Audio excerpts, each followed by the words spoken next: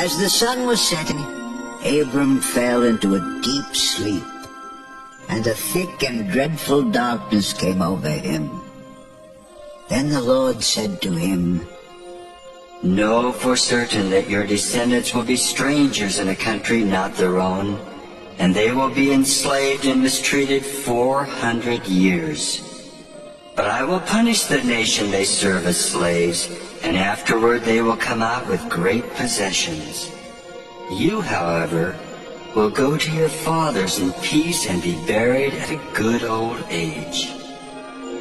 In the 4th generation your descendants will come back here, for the sin of the Amorites has not yet reached its full measure." When the sun had set and darkness had fallen, a smoking firepot with a blazing torch appeared and passed between the pieces.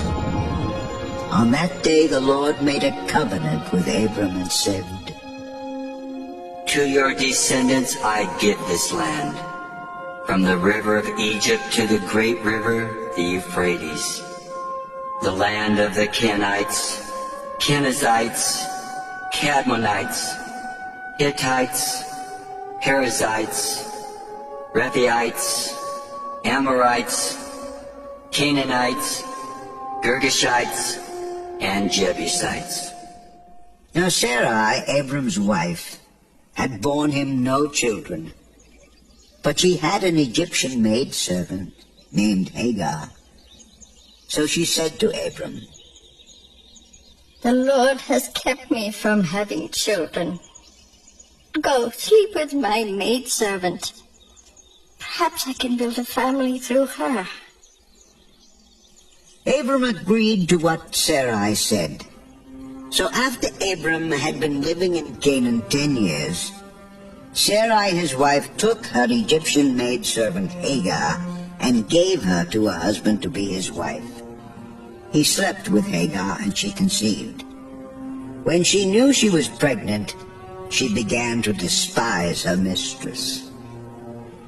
Then Sarai said to Abram, "You are responsible for the wrong I'm suffering. I put my servant in your arms, and now that she knows she is pregnant, she despises me. May the Lord judge between you and me." "Your servant is in your hands. Do with her whatever you think best." Then Sarai mistreated Hagar, so she fled from her. The angel of the Lord found Hagar near a spring in the desert. It was the spring that is beside the road to Shur.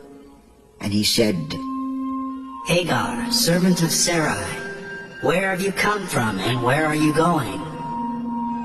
"I'm running away from my mistress Sarai."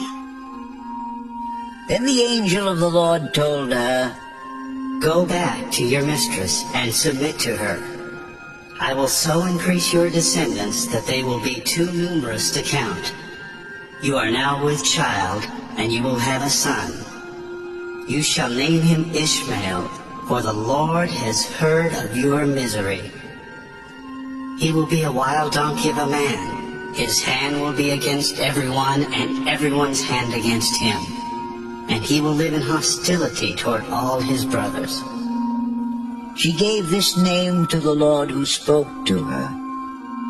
"You are the God who sees me. I have now seen the one who sees me." That is why the well was called Belahiroi. It is still there, between Kadesh and Bered. So Hagar bore Abram a son, and Abram gave the name Ishmael to the son she had born. Abram was 86 years old when Hagar bore him Ishmael.